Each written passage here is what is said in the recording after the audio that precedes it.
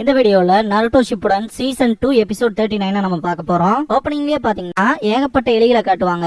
இது எல்லாமே பாத்தீங்கன்னா சாயோடது தான். இத பாத்தீங்கன்னா ஒரு இன்ஃபர்மேஷன் கேதர் பண்றதுக்கு யூஸ் பண்ணுவான். அந்த எலி எல்லாமே பாத்தீங்கன்னா வந்து அவனோட ஸ்கிரால்ல செட்டில் ஆனதுக்கு அப்புறமா டெஞ்சி பிரிட்ஜை சுத்தி எந்த ஒரு நடமாட்டமும் இல்ல அப்படின்பா. அப்படி பார்த்தா அக்காட்சுகி எந்த ஒரு பிளானும் போடல போல இருக்கு, நம்ம பிளான் படி நடந்துக்கலாம் அப்படின்பாரு யாமட்டோ. ஓகே அப்படின்பா நருட்டோ. இதுக்கப்புறமா யாமட்டோ சாசோரியோட பிக்சரை நருட்டோ கையில கொடுத்து என்ன பார்த்த மாதிரி புடி அப்படின்பாரு. கையில ஹோல்ட் பண்ணி வச்சிருப்பான், அது கரெக்ட் தான் அப்படின்ட்டு அந்த போட்டோ எனக்கு தெரியற மாதிரி புடி அப்படின்பாரு. இந்த இடத்துல வுட் ஸ்டைல் டிரான்ஸ்ஃபர்மேஷன் எடுப்பாரு. பாக்க அப்படியே சாசோரி நிக்கிற மாதிரியே தான் இருக்கும். இந்த டிரான்ஸ்ஃபர்மேஷன் எப்படி பர்ஃபெக்ட்டா இருக்கான்னு சொல்லி கேட்பாரு. சக்குரா சாசோரியோட ஹிருக்கோ பப்பட் மாதிரி அப்படியே இருக்கீங்க அப்படின்பா. இது செட் ஆயிடுச்சுன்னா இப்போதைக்கு தேவையானது நான் என்னோட வாய்ஸ் அட்ஜஸ்ட் பண்ணணும் அப்படின்பாரு. இதுக்காக அவர் என்ன பண்ணுவாருன்னா, எப்பவுமே மனுஷங்களுக்கு ஒரு சர்டைன் டோன் இருக்கு, இவங்க இப்படிதான் பேசுவாங்கங்கிற மாதிரி அதை ஒரு ராகமா எடுப்பாரு.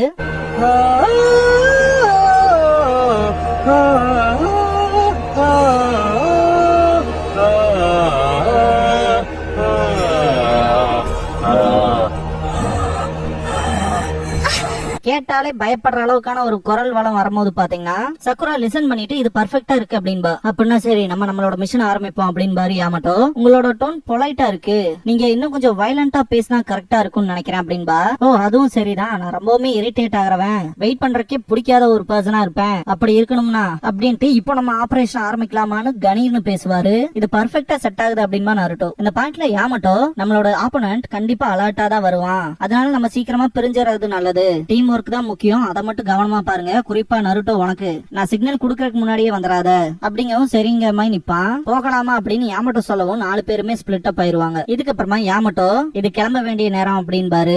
நருட்டோ சாய் சக்குரா கிட்ட காட்டுவாங்க. இவங்க 3 பேருமே டெஞ்சி பிரிட்ஜ ஒளிஞ்சு பாத்துட்டு இருப்பாங்க. காத்து ரொம்பவுமே பலமா அடிக்குது, இதுதான் கரெக்ட் அப்படின்னு எந்திரிப்பா. நருட்டோவும் சாயும் 2 பேரும் பின்னாடியே எந்திரிச்சு போவாங்க. இதுக்கப்புறமா சக்குரா இந்த ஸ்பாட் தான் கரெக்டா இருக்கும் அப்படின்ட்டு மறைவா. சேம் அதே விஷயத்த தான் நருட்டோவும் சாயும் செய்வாங்க. மத்தியானம் ஆயிருச்சு அப்படின்பா சக்குரா. இன்னுமே ஏன் அந்த ஸ்பை வரலன்ட்டு கடுப்பாவா நருட்டோ. அந்த உளவாளி வந்துட்டான் அப்படின்பா சாய். பார்த்தா டெஞ்சி பிரிட்ஜ் கிட்ட வந்து நிப்பான்.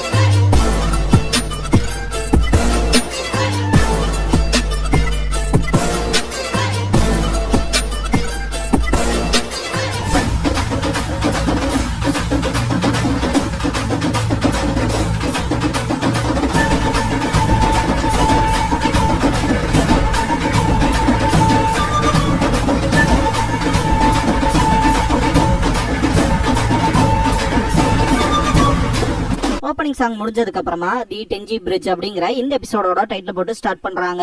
அந்த ஸ்பை வர மாதிரி காட்டுவாங்க. இதுதான் அவனா அப்படின்ட்டு பாப்பா நருட்டோ. சக்குரா இந்த டைம்ல கூட சாசோரி சொல்லிருப்பான் இல்லையா, ஒரோச்சிமாருக்கு கீழே என்னோட உளவாளி ஒருத்தர் இருக்கான், கரெக்டா இன்னையில இருந்து 10 நாள் கழிச்சு டெஞ்சி பிரிட்ஜுக்கு போனேன்னா அவனை நீ மீட் பண்ணலாம் அப்படின்னு இருப்பான். இப்போதைக்கு என்னால போக முடியாது அப்படின்னு இருப்பான். அதை திங்க் பண்ணி பாப்பா சக்குரா. அந்த ஸ்பை பாத்தீங்கன்னா பிரிட்ஜ் கிட்டே தான் வெயிட் பண்ணிட்டு இருப்பான். சாய் கவனமா பாத்துட்டு இருக்கும் போது பெல் சவுண்ட் கேட்கும். பார்த்தா சாசோரியா டிரான்ஸ்ஃபார்ம் ஆன யாமட்டோ வருவாரு. அந்த பிரிட்ஜ் கிட்ட போகும்போது இவன் தான் அவனான்ட்டு பாப்பாரு. சக்குரா யாமட்டோக்கு குட் லக் சொல்லுவா. அந்த உளவாளி ரொம்ப நாள் ஆச்சுல லார்ட் சாசோரி அப்படின்பா. எல்லாருமே அது யாரா இருப்பான்னு ஷாக்லயே இருப்பாங்க.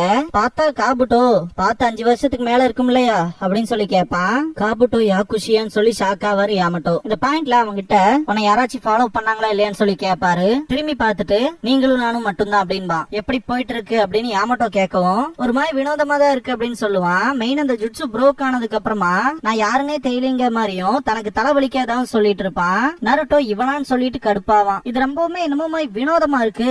காபுட்டோ அக்காட்சுகி ஸ்பையா இருப்பான்னு நான் நினைச்சு கூட பாக்கல அப்படின்பா சக்குரா. நான் உன்கிட்ட நிறைய கேள்வி கேட்கணும் அப்படின்பாரு யாமட்டோ. அவ்வளவு நேரம்ல இல்ல, சீக்கிரமா கேளுங்க அப்படின்பா. காபுட்டோ நான் ரொம்பவுமே கஷ்டப்பட்டு ஒரோச்சிமாருக்கு தெரியாம வந்திருக்கேன், என் லைஃப் இப்ப ரிஸ்க்ல மாட்டிருக்கு அப்படிங்கவும் எனக்கு சாஸ்கேவை பத்தின இன்ஃபர்மேஷனும் உங்களோட ஹைட் அவுட்ட பத்தியும் தெரியணும் அப்படின்னு சொல்லி கேட்பாரு யாமட்டோ. ஒரோச்சிமாருக்கு ஏகப்பட்ட ஹைட் அவுட் இருக்கு, யாருமே கண்டுபிடிச்ச கூடாதுங்கிறக்காக வாரத்துக்கு ஒருக்கா ஒவ்வொரு ஹைட் அவுட்டுக்கு நாங்க போயிட்டு இருக்கோம். வில்லேஜ் ஹிடன் இந்த சவுண்ட்ல மட்டும் இல்ல, ஏகப்பட்ட லேண்ட்ஸ்ல ஏகப்பட்ட ஹைட் அவுட்ஸ் இருக்கு. ஒரோச்சிமாருவோட உளவாளிகள்லாம் எல்லா பக்கமுமே ஊடுருவிதான் இருக்காங்க. எங்களுக்கு இன்ஃபார்மர்ஸா வேலை செய்யறாங்க, தப்பிக்கிறதுக்கு அவங்களுக்கு ஏகப்பட்ட வழி இருக்கு, அதனால ட்ராக் பண்றதுல அவ்வளவு ஈஸி கிடையாது அப்படின்னு காபுட்டோ சொல்லவும் யாமட்டோ கரண்ட் ஹைட் அவுட் எங்க இருக்குன்னு சொல்லு அப்படின்னு சொல்லி கேட்பாரு. இப்போ ஒரோச்சிமாரு இருக்காது, நார்த் சைட்ல ஒரு சின்ன ஐலாண்ட் இருக்கு, அங்க இருக்க லேக் கிட்ட இருக்கான் அப்படின்பா. இன்னும் 3 நாள்ல நாங்க அந்த இடத்துலயும் இருக்க மாட்டோம் மாட்டோம், வேற இடத்துக்கு போயிருவோம். சாஸ்கே உச்சியாவும் அங்கதான் இருக்கான் அப்படின்பா காபுட்டோ. தூரத்துல இருக்க நருட்டோ காத்து பலமா அடிக்கிறதுனால அவங்க பேசறதுல ஒன்னும் கூட எனக்கு கேட்க மாட்டேங்குது அப்படின்பா. லூசு பையலே, அவங்களுக்கு எதுவுமே தெரியக்கூடாதுங்கிறதுக்காக நம்ம இவ்வளவு டிஸ்டன்ஸ் தள்ளி இருக்கோம் அப்படின்பா. இவ்வளவு பலமா அடிக்கிற காத்துனால எந்த ஒரு சத்தமும் கேட்காது. அதே மாதிரி வேற ஒரு பர்சனோட ஸ்மெல்ல நோட்டீஸ் பண்றதும் கஷ்டம். நம்ம யாருக்குமே தெரியாம இங்க உட்கார்ந்து இருக்கிறதுக்கு கரெக்டா இருக்கும் அப்படின்பா சக்குரா. இதுக்கப்புறம் காபுட்டோ கிட்ட காட்டுவாங்க. அப்புறம் அப்படின்னு என்னமோ பேச வரும்போது திடீர்னு சத்தம் கேட்டு யாரோ இருப்பாங்களோன்னு திரும்பி பாப்பான். பயந்து பார்த்தா ஒரு முயல் இருக்கும். பயப்படுற அளவுக்கு அங்க எதுவும் இல்ல, வெறும் முயல் தான் அப்படின்பா. திடீர்னு தூரத்துல பார்த்தா ஒரோச்சிமாருன்னு இவங்க பேசாத பாத்துட்டு தான் இருப்பான். ஒரோச்சிமாருக்கு பக்கத்தாலேயே ஒரு பாம்பு இருக்கும். அது ஒரு அனிமலை வேட்டையாடுற மாதிரி காட்டுவாங்க.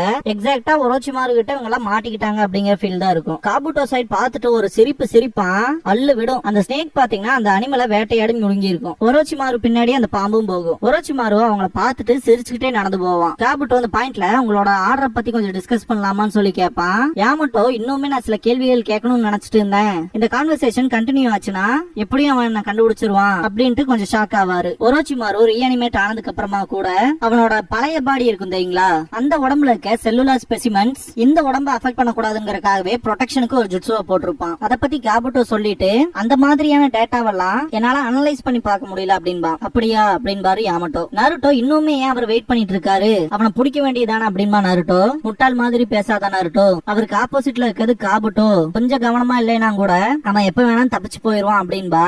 ரொம்பவுமே கவனமா இருந்தாலும் உளவாளிகளுக்கு சந்தேகம் வந்துரும், அவனை கேப்சர் பண்றங்கிறது அதுக்கப்புறமும் கஷ்டமாயிரும் அப்படின்பா சாய். இப்போதைக்கு நம்மளால எதையுமே அவசரப்பட்டு திங்க் பண்ண முடியாது, அதனால கேப்டன் மைண்ட்ல என்ன இருக்கோ அதுபடி அவர் போகட்டும் அப்படின்பா சக்குரா. காபுட்டோ ரொம்ப நேரம் ஆயிடுச்சுன்னா வந்து நான் கேட்ட எக்யூப்மெண்ட் எங்க, அதை என்கிட்ட கொடுங்கன்னு சொல்லி கையை நீட்டுவான். ரொம்பவுமே நேரமாயி போச்சு, இப்ப இல்லைன்னு அவனை பிடிக்கவே முடியாது அப்படின்ட்டு யாமட்டோ அவரோட குணாய் எடுப்பாரு. அந்த விஷயத்த காபுட்டோ நோட் பண்ணிடுவான். இது ஒரு நல்ல கான்வர்சேஷன் தான் அப்படின்பா. ஒரோச்சிமாரு திடீர்னு பின்னாடி வந்து பயங்கரமான ஷாக் ஆவாங்க.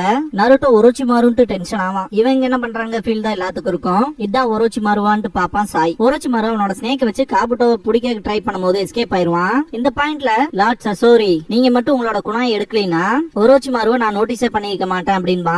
நல்ல வேலை இவன் தப்பா புரிஞ்சுக்கிட்டான், இன்னும் நான் மாட்டல அப்படின்னு திங்க் பண்ணுவாரு யாமட்டோ. ஒரோச்சிமாரு இங்க என்ட்ரி கொடுத்திருக்கான் இல்லையா, அவன் விஷயத்துல இப்ப என்ன பண்றதுங்கிறதுலதான் குழப்பமா இருப்பாரு. ஒரோச்சிமாருக்கு பக்கத்துல இருக்க அந்த ஸ்னேக் மறைஞ்சிரும். இந்த துணியை பார்க்கும் போது எனக்கு பழைய விஷயங்கள்லாம் ஞாபகத்துக்கு வருது சசோரி அப்படின்பா ஒரோச்சிமாரு. காபுட்டோவை ஃபாலோ பண்ணியே வந்தேன்னு சொல்லி ஒரோச்சிமாரு கிட்ட யாமட்டோ கேட்கவும், நான் உனக்கு தேங்க்ஸ் பண்றதுக்காக தான் இவ்வளவு தூரம் வந்திருக்கேன், இதோ இந்த பையன் செம ஹெல்ப்ஃபுல்லா இருந்தான் அப்படின்னு சொல்லும் போதுல காபுட்டோ கோவமா இருப்பான். இந்த பாயிண்ட்ல ஒரோச்சிமாரு ஒரு புது ஜுட்சுவை உருவாக்கணும்னா மனுஷங்களை வச்சுதான் டெஸ்ட் பண்ணி ஆகணும். அந்த வகையில 100க்கும் மேற்பட்ட மனுஷங்க தேவைப்படுவாங்க.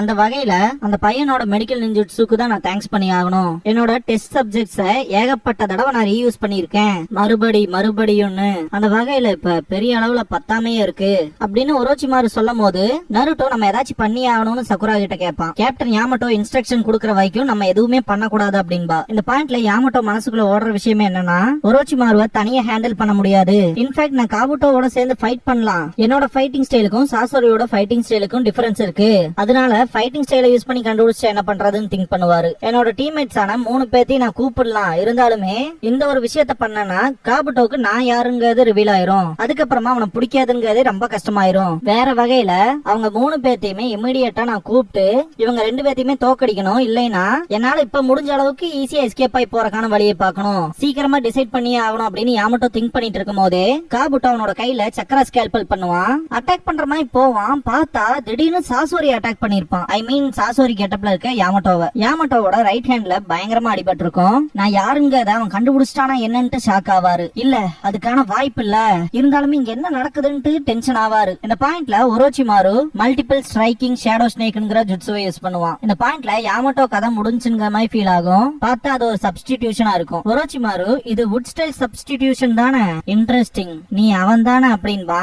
காபுட்டோ ஒரோச்சிமாரு கிட்ட இதுதான் சாசோரியோட ரியல் பாடியான்னு சொல்லி கேட்பான். காபுட்டோவுக்கு யாரு சாசோரின்னு கூட தெரியாது. ஒரோச்சிமாரு இவன்ல சாசோரி கிடையாது.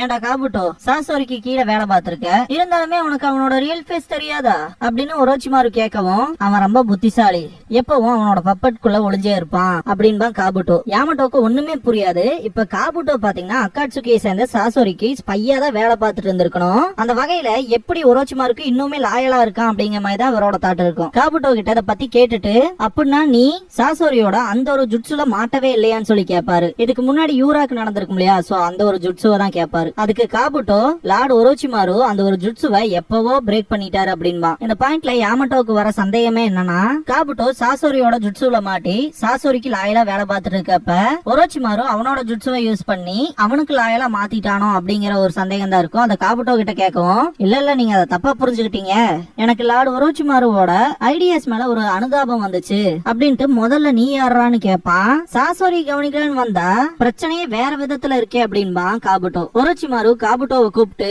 இந்த குழந்தைய பத்தி நான் அப்புறம் சொல்றேன் அப்படின்ட்டு யாமட்டோ கிட்ட, நீ ஏன் உனக்கு பின்னாடி இருக்க அந்த 3 பொடி பசங்களையும் இங்க வர சொல்லக்கூடாது அப்படின்னு ஒரோச்சிமாரு சொல்லவும் ஷாக் ஆவார் யாமட்டோ. இந்த பாயிண்ட்ல சிரிப்பான் ஒரோச்சிமாரு. அவனால எல்லாத்தையுமே பார்க்க முடியுதா என்னன்ட்டு ஷாக் ஆவார் யாமட்டோ. யாமட்டோ சிக்னல் கொடுக்கவும் சாய், சக்குரா, நருட்டோன்னு 3 பேருமே வந்துருவாங்க யாமட்டோக்கு முன்னாடி. நருட்டோக்கு இந்த பாயிண்ட்ல 9 டெய்ல்ஸோட கண்கள் வந்திருக்கும். நீயாடா மறுபடியும் அப்படின்பா காபுட்டோ. சக்குராவை பார்த்துட்டு, நான் அந்த மூஞ்சியையும் பார்த்திருக்கேன் அப்படின்ட்டு ஒரோச்சிமாரு இதை பார்க்கும் போது, இது அந்த 9 டெய்ல்ஸ் கிட் தான் இங்க இருக்காது அப்படின்னு கேட்பான். அப்படின்னா சரி, உங்களோட கொஞ்சம் விளையாட வேண்டியதுதான் அப்படின்னு ஒரோச்சிமாரு சொல்லிட்டு சிரிச்சுக்கிட்டே, யாரு ஸ்ட்ராங்கா இருக்கான்னு பாக்கலாம், நீயா சாசுகேவான்னு அப்படின்னு ஒரோச்சிமாரு சொல்லவும் நருட்டோல செம்ம கோவத்துல இருப்பான்.